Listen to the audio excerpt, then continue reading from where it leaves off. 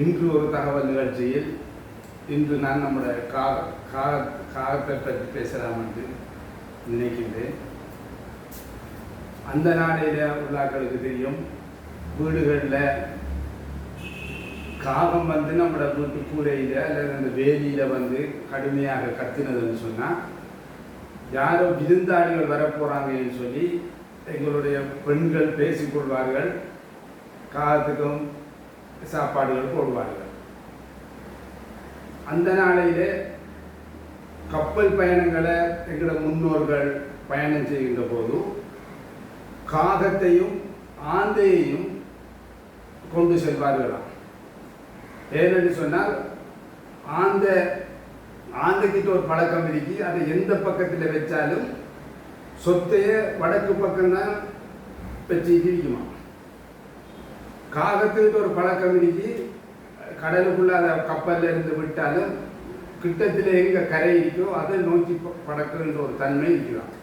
அதாவது கப்பலில் போகின்றவர்கள் திசையை அறிகிறதுக்காக ஆந்தையையும், கரையை அறிகிறதுக்காக வேண்டி காகத்தையும் பயன்படுத்துவதற்காக வேண்டி தான் காகத்தை கொண்டு செல்கின்றார்கள். அப்போ கப்பலில் வந்த உடனே, கப்பல் கரையை நெருங்கின உடனே காகம் முன்கூட்டியே அவங்களோட வீடுகளுக்கு போய் அங்கே போய் அது கத்தின உடனே அப்போ அந்த வீட்டில் இல்லை திரசிகள் நினைச்சு கொள்ளுவாங்க, நம்மளோட ஆட்கள் வரப்போகிறாங்க, விருந்தினர் வரப்போகிறாங்க நம்மளோட வீட்டுக்கு என்று சொல்லி அந்த நடைமுறையில் இருந்து வந்தது தான் அந்த காகம் வீடுகளில் வந்து கத்தி விருந்தினர்கள் வந்து நினைக்கிறதுக்கு பிரதானமான காரணமாக அமைஞ்ச சம்பவங்கள் அதான். பறவைகளில் காகமும் மிருகங்களில் நரியும் மனுஷன் கைகளில் அம்பிடாது.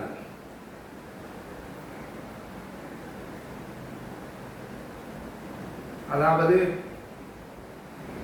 6 அறிவு காகத்தை பொறுத்த வரைக்கும் மனிதனை போல சில நேரம் 6 அறிவு அதுகளுக்கு வேலை செய்யுதுன்னு சொல்லியிருந்தாங்க. அதாவது அந்த விதைகளை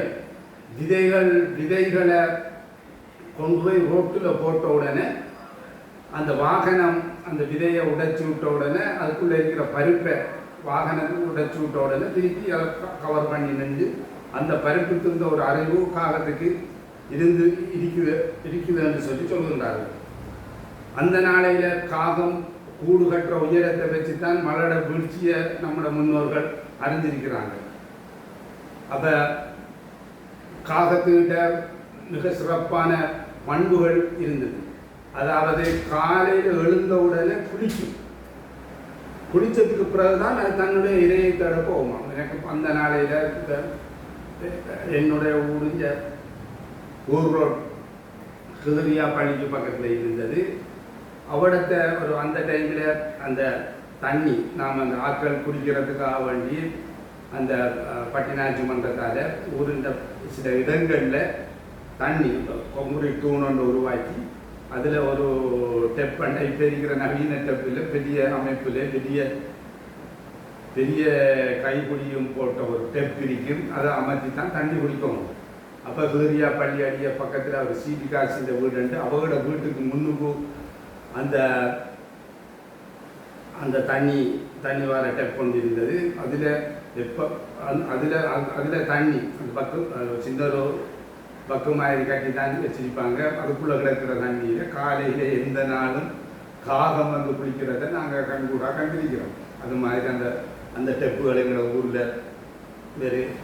அதுபோல் அந்த சந்தியில் அந்த இப்ராஹிம் எங்களுடைய அலியாரியா இந்த நானா இப்ராஹிம் வாழை கடைக்கு முன்னுக்கும் அந்த டெப் இருந்தது. அதாவது இப்போ ஹிஸ்புல்லாட வீடு இருக்கிற இடத்துல அந்த டெப் ஒன்று இருந்தது. அதுபோல் அந்த மரைக்கார் லேனுக்கு முன்னுக்கு ஒரு டெப் இருந்தது.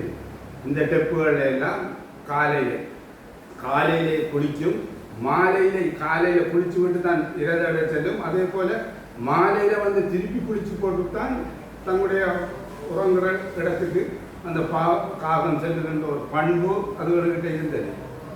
மற்றது இறை கிடைச்சா மற்ற காக்காண்டு கட்டி மற்ற காகத்தையும் அழைக்கின்ற ஒரு பண்பு காகத்துக்கிட்ட மட்டும்தான் தன்னுடைய இனத்தையும் சேர்த்து அந்த இரையை கண்ட உடனே காக்கா ஆண்டு கட்டி தன்னுடைய இனத்தையும் அழைக்கின்ற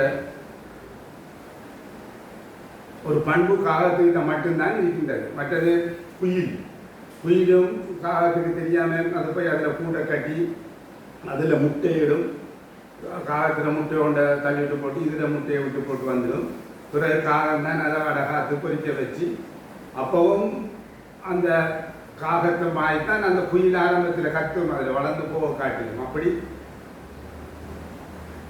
தான் கத்துற மாதிரிக்கே மற்ற பறவைகளையும் கத்த வைக்கின்ற ஒரு திறமை காகத்துக்கிட்ட இருக்கு.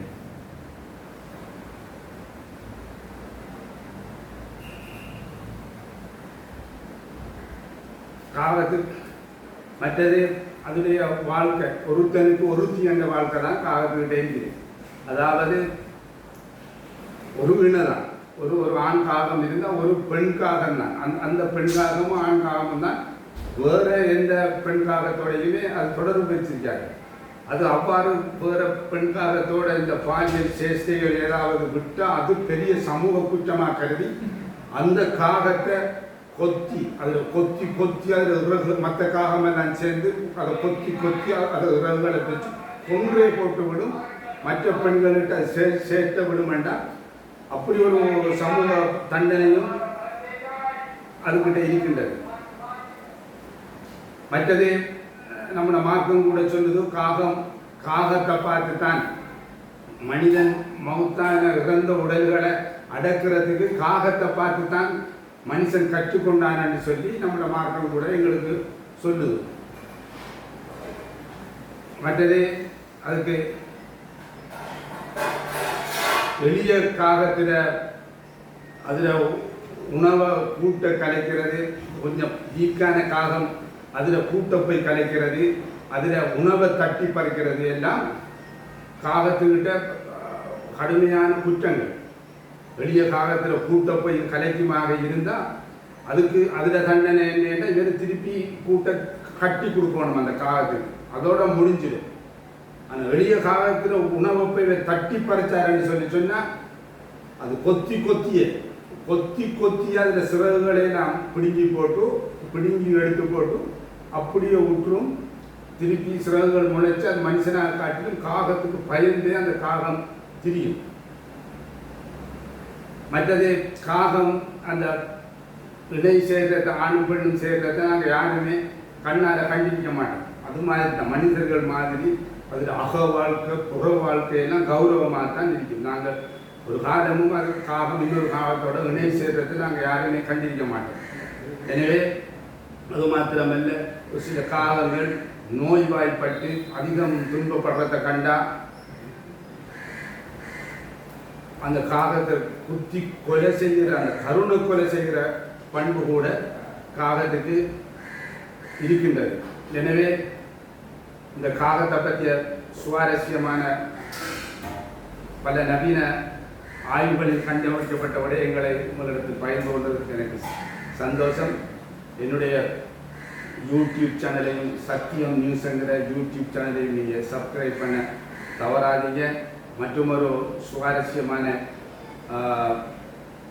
ஒரு விடயத்தில் உங்களை சந்திக்கும் வரை உங்களிடமிருந்து விடைபெறுவது உங்கள் நான்.